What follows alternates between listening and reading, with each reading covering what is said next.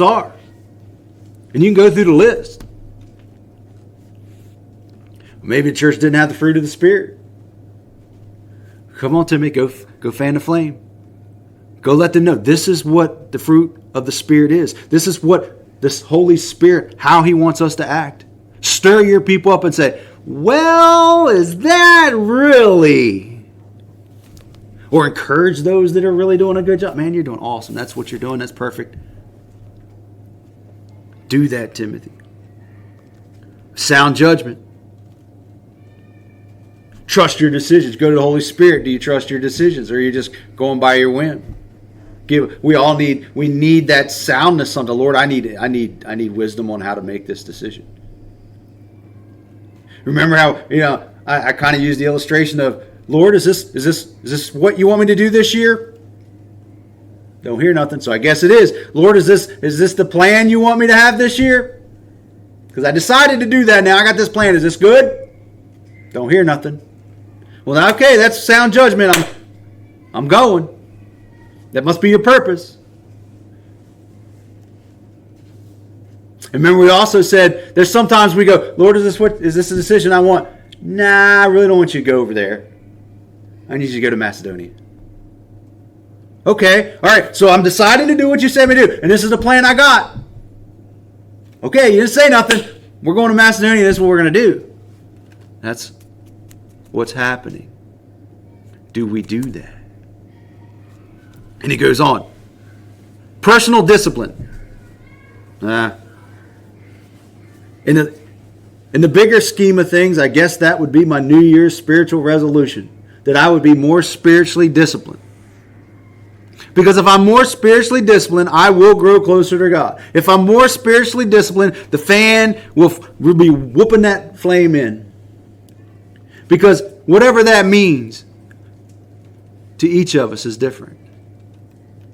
See, what I want to do is I want to be so spiritually disciplined that when the Holy Spirit says read, I read.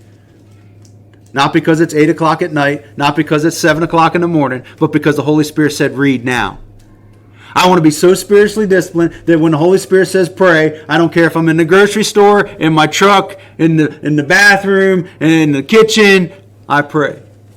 I want to be so spiritually disciplined so when the Holy Spirit says go up to someone and say a word of knowledge, that I won't be afraid and fearful and say, hey, I don't know why, but I just feel like I just need to say jelly bean.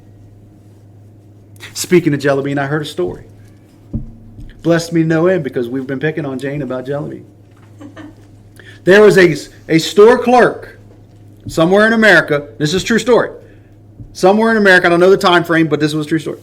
And there was this believer, I don't remember his name. It's probably a pastor or whoever wrote the book that I was reading at the time. He said, for whatever reason, I was woke up in the middle of the night to go to this store. He says, you need to go to this store. It was a convenience store, like our 7-Eleven, similar like that, a little mom and pop store on the corner or whatever, a convenience store, and this younger guy was working in there. And he was like, I have no need to go there. I don't need anything. I need you to go. So all throughout the night, he just kept woken up, pray and go, pray and go, pray and go. So finally, he got, you know what, I give it up. So he starts going, and when he goes, he gets to the point where he's almost there. The Holy Spirit says, when you go in the store, I need you to do a handstand. And he was like, nope, going home. Turns around, goes back home, and he's sitting in his driveway. But the Holy Spirit would not leave him alone. You need to go into the store, and as soon as you get there, go in and do a handstand. Stand on your head in the middle of and wherever, do a handstand in the store. Well, he's like, nope, not doing it. So he fought this, but it got so empowering that he finally went. And he said, I'm going to go in there. I'm not going to do this handstand. That's silly. That's stupid. But finally, he went in. He looked in. Oh, there's 6 people. So he kind of waited in his car. So I think everybody's out. Went in, looked around. And he's like, oh, now he's got to build up the courage to do this handstand. So finally, he goes into the back of the store where he hopes no one can see him.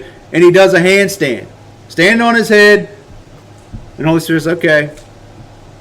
Now, buy something, just go buy something.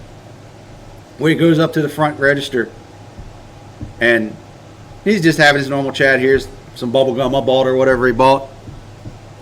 And the clerk goes, why did you do that? Why did you go to the back of the store against the soda coolers and stand on your head for a few seconds? Now the guy's embarrassed and the guy's feeling foolish, and he's like, well, what the heck? What do I got to lose now? Might as well just tell him the truth. Well, I just feel God told me he's been bugging me all night to come to this store at this time. And the clerk starts weeping and bawling like a baby. He said, all last night I was deciding whether I was going to kill myself or not. All last night I was deciding whether I was going to kill myself. So finally I couldn't sleep, or I got up in the morning, or whatever he was saying. He's like, I'll just go to work one more day. He says, but after work I'm definitely going to kill him. He was going to kill himself. He said, but Lord, if someone will come in this store and do a handstand, I'll know you're real, and I'll recommit my life to you. And that's a true story. So Jelly Bean isn't so far-fetched. When someone tells you to say something silly or do something silly, the Holy Spirit has a plan. But how many times have I squenched that fire and said, I'm not doing a handstand. I am no way. We're sitting here almost getting ready to go blows. I'm not just going to go, Jelly Bean! I'm just not going to do it. But how many times do we quench the Spirit? Because we're